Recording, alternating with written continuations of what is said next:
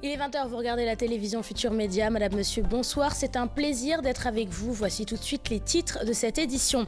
Je suis prêt à aller à la CREI, une déclaration du maire de la ville de Dakar en conférence de presse ce dimanche. D'après Khalifa Sall, la caisse d'avance de la mairie a toujours été gérée dans la transparence. Toute cette affaire a été montée dans le but de lui nuire. Retour sur ces déclarations en début de journal.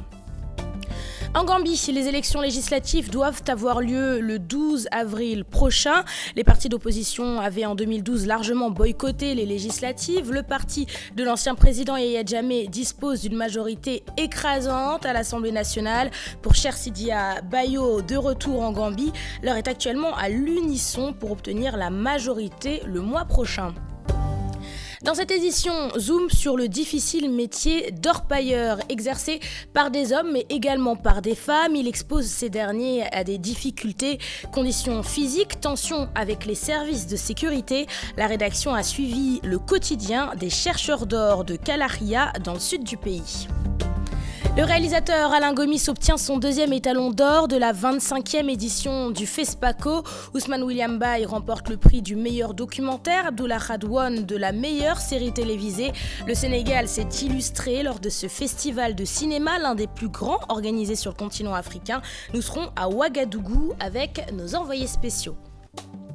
Coupe d'Afrique des moins de 20 ans, le Sénégal se qualifie pour les demi-finales et pour le mondial prévu en Corée du Sud le 20 mai 2017. Les Lionceaux ont éliminé ce dimanche le Cameroun sur le score de 2-0. Retour sur le match dans la page des sports. Voilà pour les titres de cette édition. Restez avec nous, le développement c'est dans une poignée de secondes.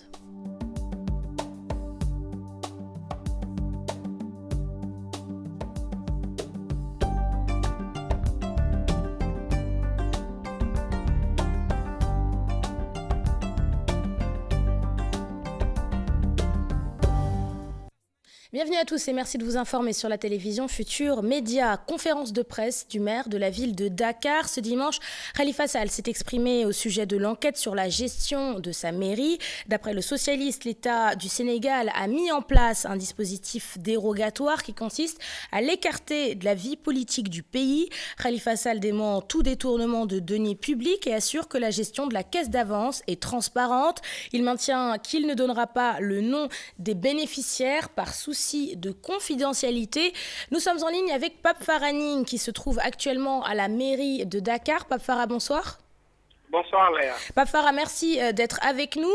Lors de sa conférence de presse, Khalifa Sall a-t-il, oui ou non, confirmé l'information selon laquelle il sera convoqué demain à 16h dans les locaux de la DIC? Effectivement, Léa, Khalifa Sall a même confirmé cela en début de conférence de presse qui sera demain à la DIC pour répondre aux enquêteurs suite à l'affaire donc de cette caisse d'avance de la mairie. En tout cas, Khalifa Sall aussi a nié en bloc presque pratiquement toutes les accusations du procureur de la République. Pour lui, c'est une cabale orchestrée par le chef de l'État lui-même qui a donné donc les rapports de l'IGE aux enquêteurs. Khalifa Sall aussi de révéler par rapport à cela que tous ces accusateurs peuvent aller à la CREI parce que lui, il est prêt donc pour aller donc rendre compte parce que c'est lui qui a le premier a fait sa déclaration de patrimoine et aussi il assume toutes ses responsabilités et ne va jamais jeter en pâture donc ses collaborateurs comme le DAF et entre autres pour dire que Khalifa Sall a aussi dit que il va répondre demain à la convocation de la DIC. Il va y aller? Effectivement, il va répondre parce qu'il dit qu'il est républicain et il va répondre à ses enquêteurs, mais il dit qu'il ne va pas dévoiler aucun nom de ses bénéficiaires. Même il a un peu dit que cet argent c'était pour donc des frais médicaux, tout ça, et pour des gens qui ont le cancer de col de l'utérus, des hommes qui ont le prostate et tout cela, mais il ne va pas jamais dévoiler de nom. Et par rapport à Khalifa Sall, il appelle au chef de l'État même de déclassifier les rapports de l'IGE pour éclairer la lanterne des Sénégalais sur cette affaire. Et Khalifa Sall aussi de dire que le président de la République connaît bien donc ses fonds politiques. Pour lui, c'est pas une caisse d'avance. Pour lui, une caisse d'avance, à 3 à 5 millions, mais des fonds politiques de 30 millions.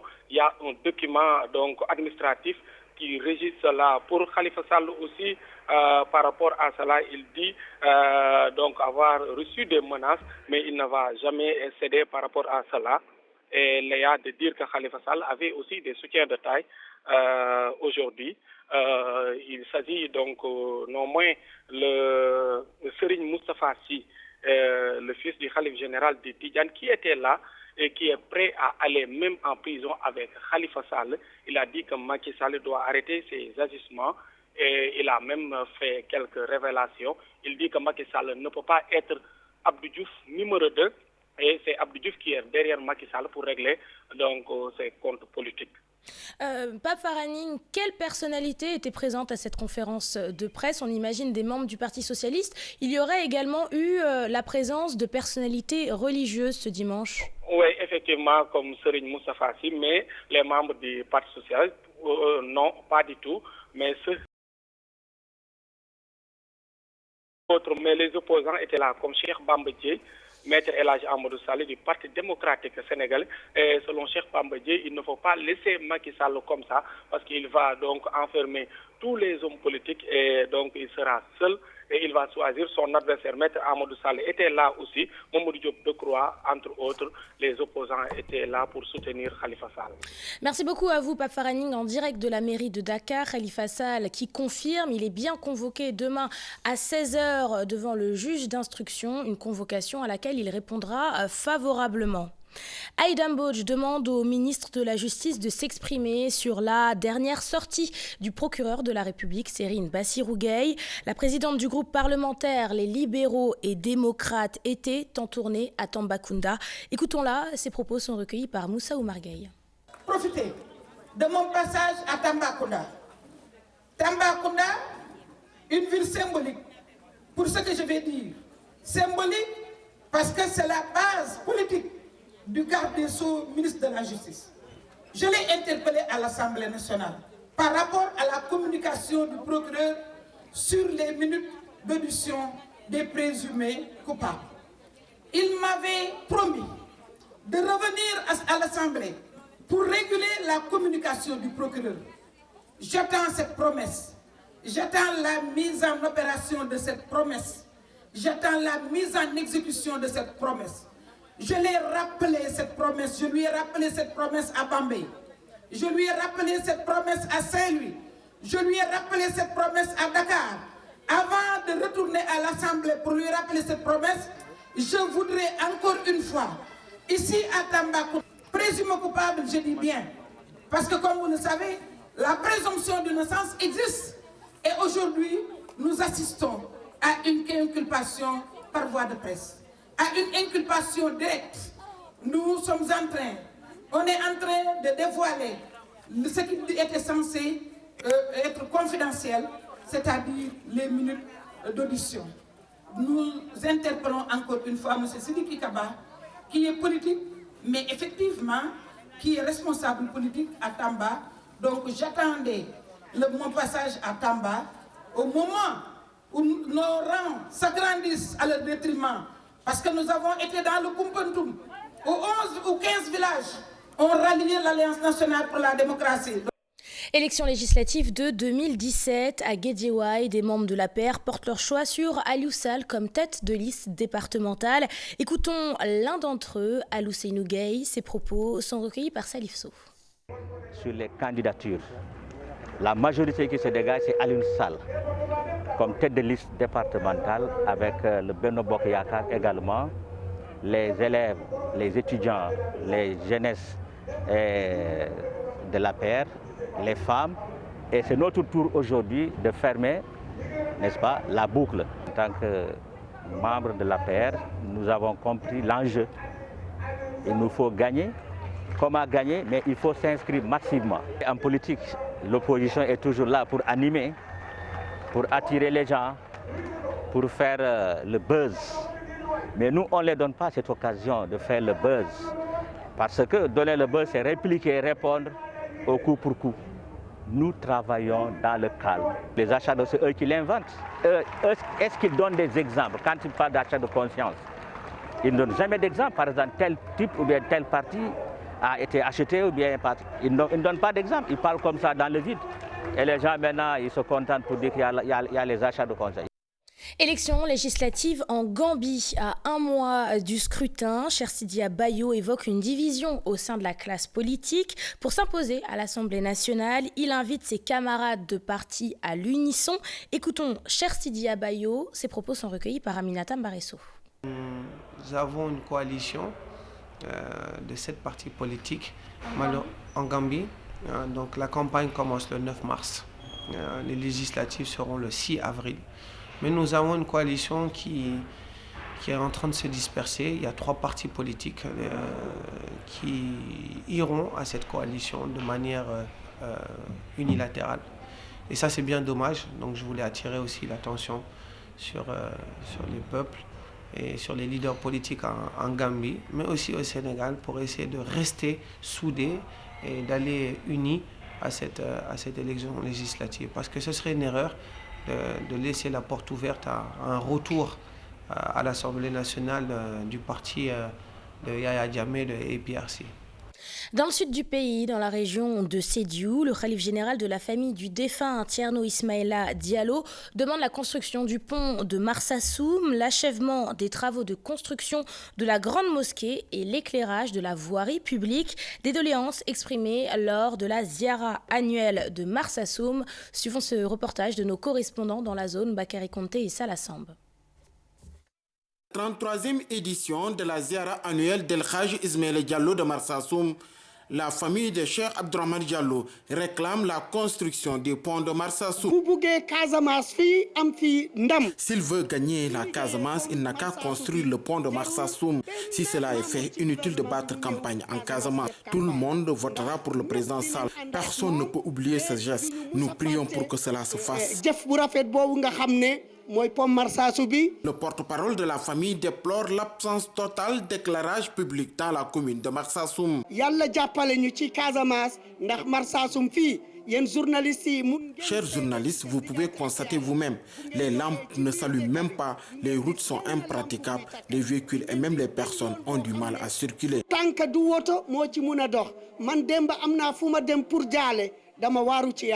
Il salue les initiatives du président Macky Sall.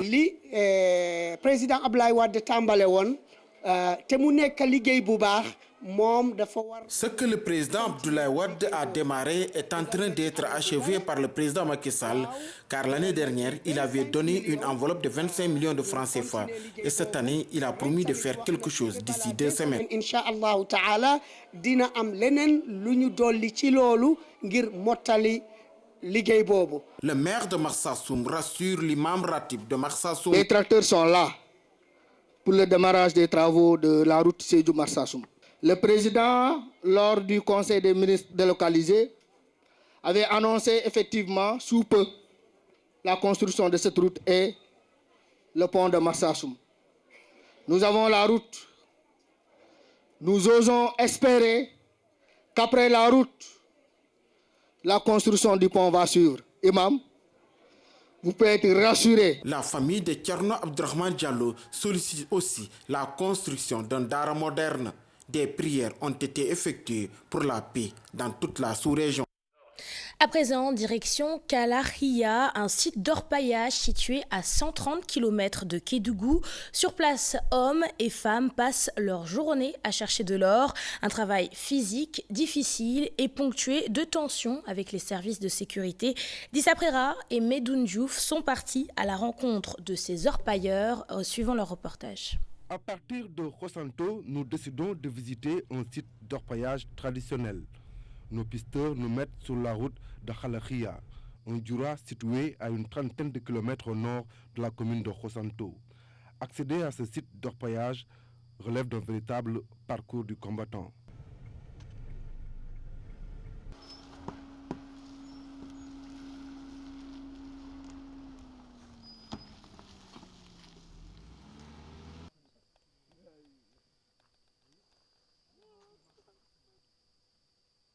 Arrivé sur la zone, il faut persuader les orpailleurs de nous laisser filmer. Kalahia est un site de moindre envergure par rapport à beaucoup d'autres de la région. ici, ça s'appelle Kalakhia. Donc, on vient de travailler ici pour y l'or. Est-ce que vous avez eu de l'or ici? Bon, aujourd'hui, on n'a pas eu l'or d'abord. Oui. Quand est-ce que vous avez eu de l'or pour la dernière fois? Ouais, hier. Combien? Comme hier, on a vu 2 grammes ou 3 grammes comme ça.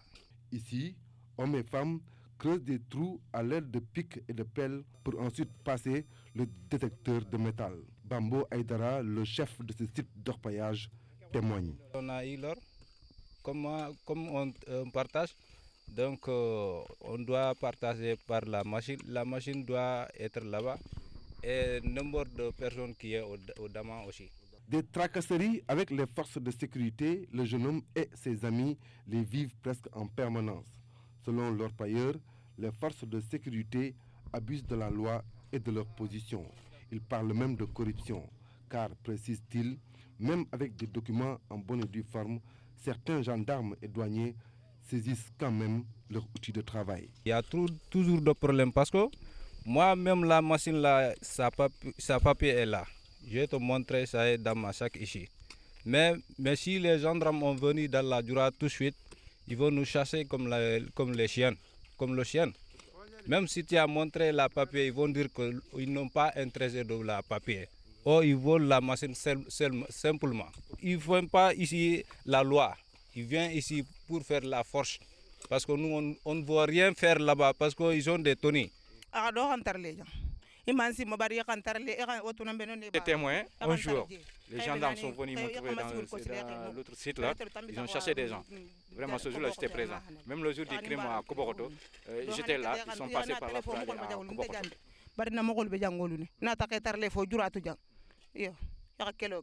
Il y a certains qui demandent la machine, même si ça est la papier, ils vont demander pour rentrer dans la brouche là-bas, 50 000 ou bien 45 ou bien 40 000 comme ça, ils vont dire.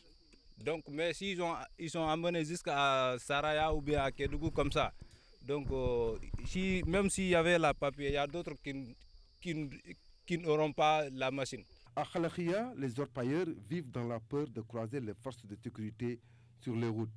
Ils ne savent plus à qui faire confiance si ceux qui sont supposés assurer leur sécurité sont mis en cause. Les gendarmes et les douaniers, ils sont venus c'est pour nous protéger. Mais c'est les gendarmes qui nous fatiguent aussi et les douanes. Donc nous, on ne connaît pas comment ça doit nous aider, quoi. Parce que nous, on est tellement fatigués, très très fatigués. Kalakhia, Kharakhene, Diabougou, autant de sites d'orpaillage où les violences ont été notées ces dernières années. Si ce n'est entre orpailleurs, c'est avec les forces de sécurité. Aujourd'hui, pourtant, ces mêmes orpailleurs ne souhaitent qu'une chose, gagner leur vie dans leur village et en toute sécurité. Un reportage signé d'Issa Prera et Medoune Diouf.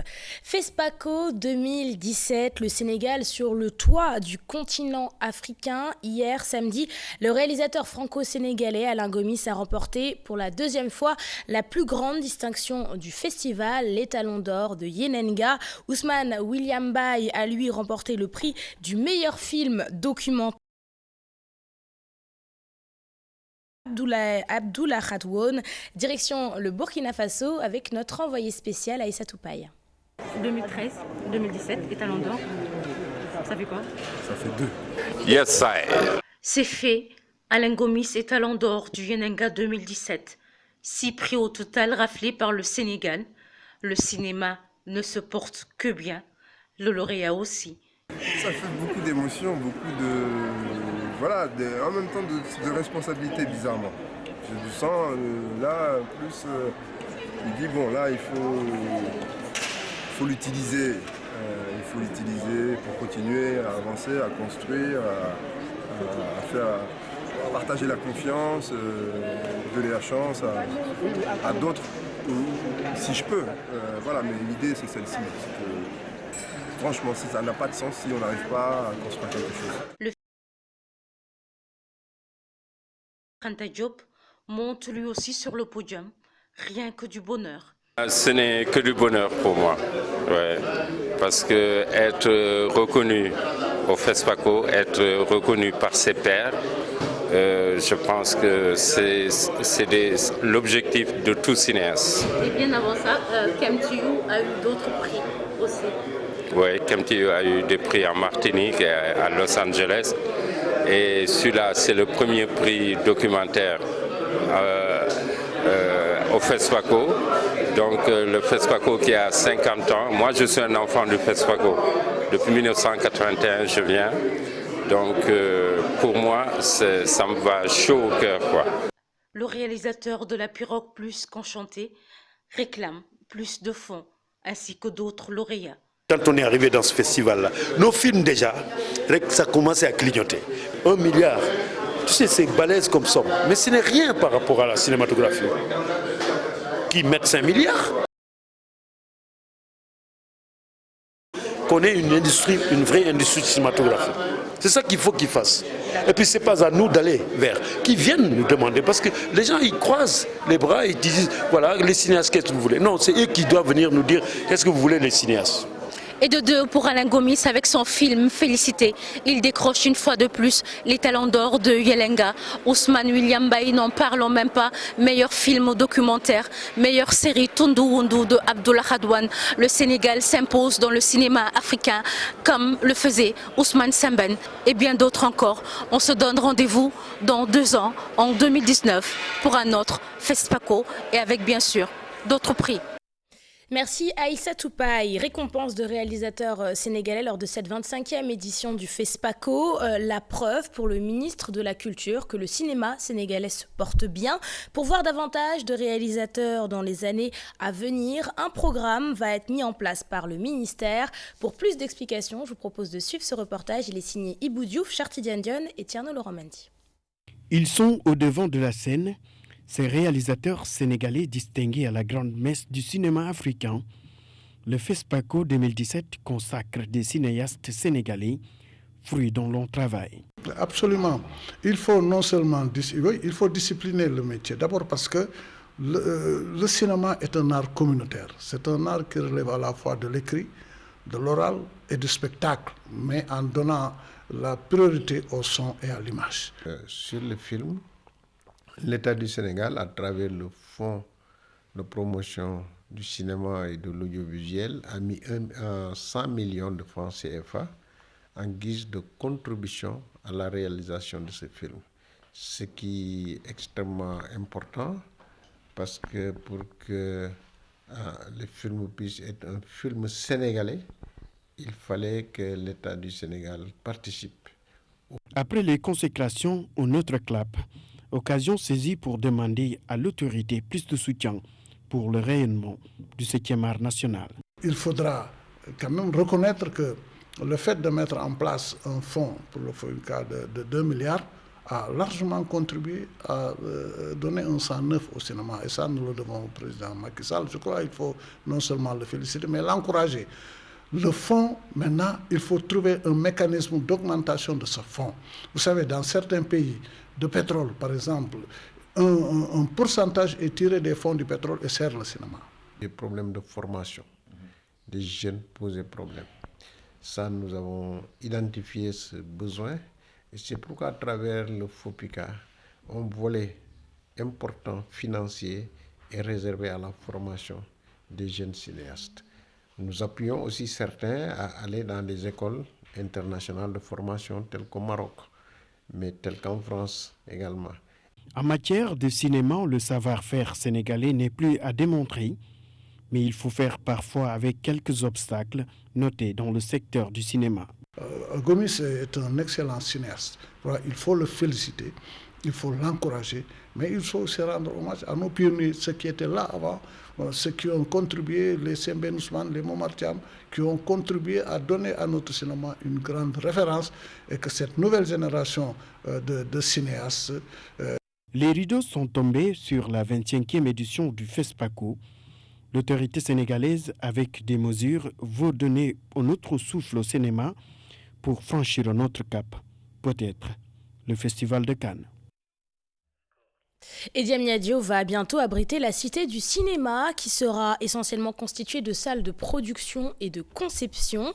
L'annonce est du ministre de la Culture, Mbagnick Ndiaye, et révèle que l'État du Sénégal est en train de chercher des partenaires pour la réalisation de l'Institut de formation des métiers du cinéma.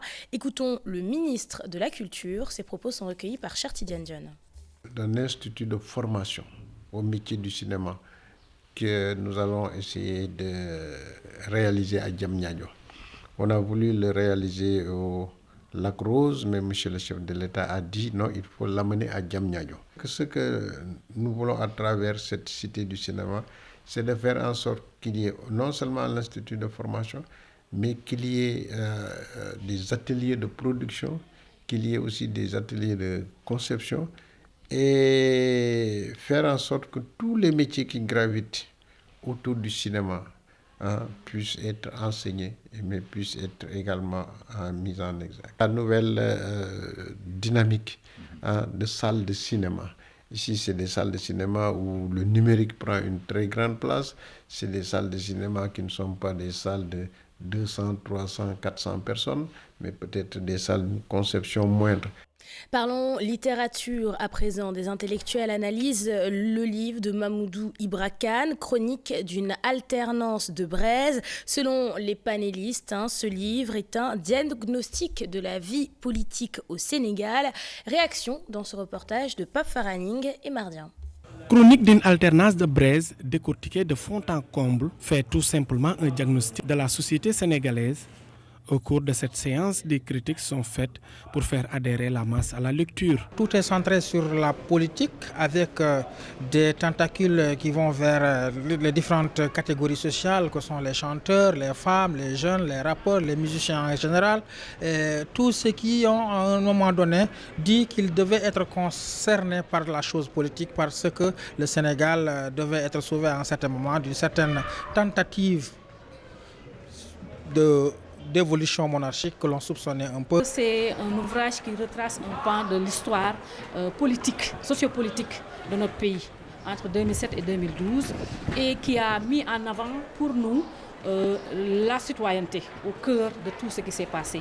Et nous avons voulu, à travers cet ouvrage, comprendre est-ce que réellement, entre guillemets, cette révolution citoyenne à laquelle nous avons assisté, nous en tant qu'organisation de la société civile, est-ce que réellement elle est apparue, elle est lisible et elle traverse l'ouvrage de Mamoudou Ibra Kane. Un rappel historique des événements majeurs de la vie politique de 2007 à 2012 qui n'est pas bien perçu par nos dirigeants actuels. Le livre nous apprend, c'est que finalement, il y a une fascination du pouvoir qui est exercée, que les hommes politiques ont, et cette fascination du pouvoir les aveugle quelque part. Aujourd'hui, de la nécessité d'invoquer certaines valeurs comme l'éthique, la morale en politique, c'est quelque chose qui est au cœur du débat politique actuel. Au-delà des acteurs politiques, le peuple votant est plus discret sur certaines situations de la vie politique. Un peuple trop patient, un peuple à la limite même amorphe, qui, tant qu'il n'est pas mort, ne peut pas être conscient des dangers qui le guettent. Tant qu'il n'a pas souffert à l'extrême, il ne peut pas se rebiffer. C'est un peuple du graoul, c'est un peuple du... Bon, ça va passer quoi, on est fataliste, mais quand il en a marre, il attend le jour du vote. Mais ce que l'on veut du peuple, c'est qu'il puisse réagir à temps, avant que le jour du scrutin ne revienne. Une table ronde de qualité où l'ouvrage Chronique d'une alternance de braise de Mamoudou Ibra Kane a été critiqué par des intellectuels en décortiquant le livre.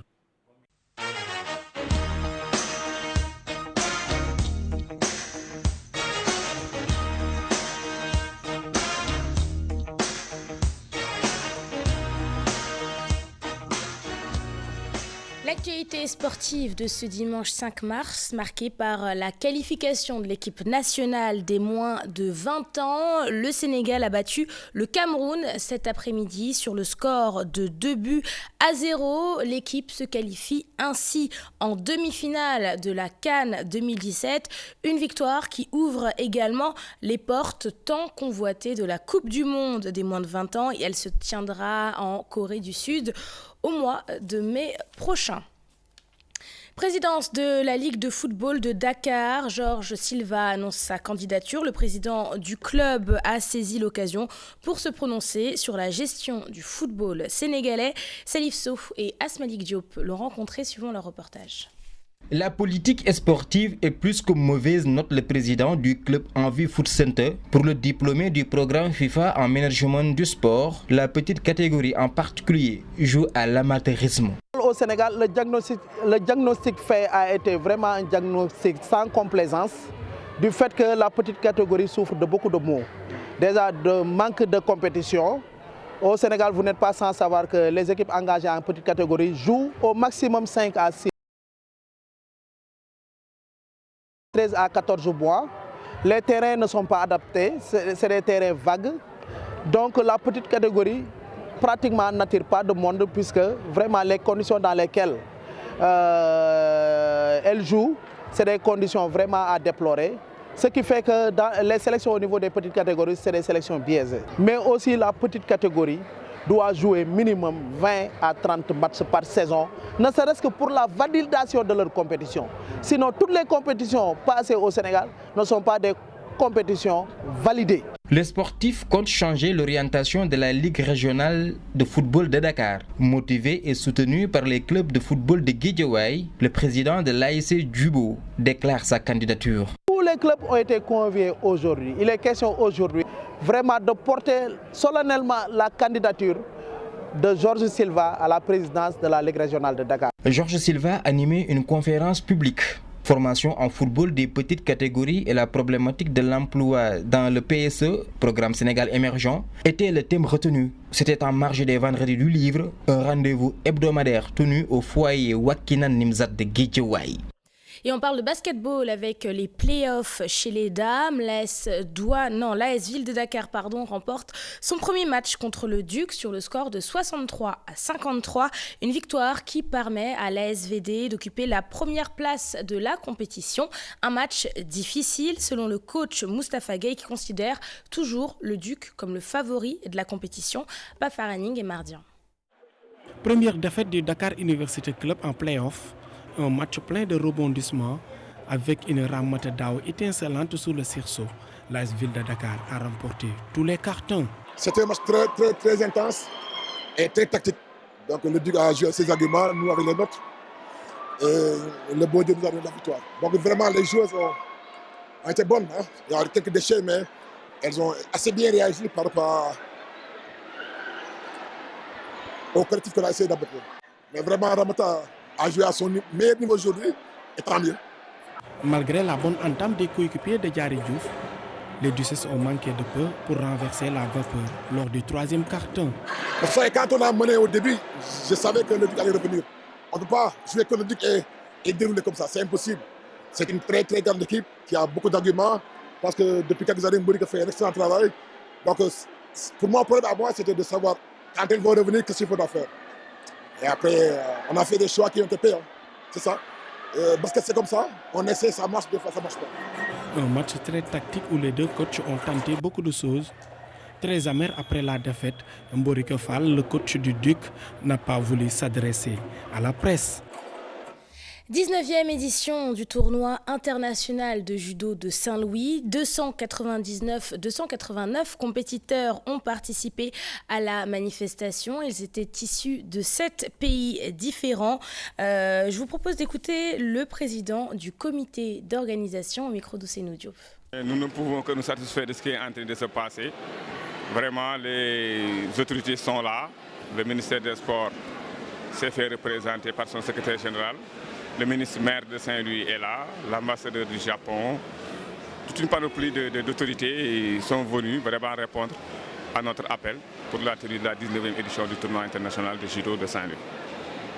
Donc, également, sur le plan de la participation, beaucoup de tireurs ont répondu. Nous sommes à 6 pays, plus le Sénégal. Donc Sénégal avec l'ensemble des clubs et l'équipe nationale du Sénégal. Ce qui fait que nous attendions 200 combattants, mais aujourd'hui nous sommes à plus de 230 combattants. Voilà. C'est en fait croire à ce que ce tournoi doit être pérennisé. Parce qu'effectivement, c'est déjà quelque chose qui vend la destination Saint-Louis. Et il y a ensuite maintenant l'aspect sportif. Le tournoi de Saint-Louis est placé à une bonne date. C'est un tournoi qui permet à nos judokas de se préparer en vue des joutes africaines. C'est pourquoi donc, nous tenons à ce que toute la population y participe pour pérenniser ce tournoi-là.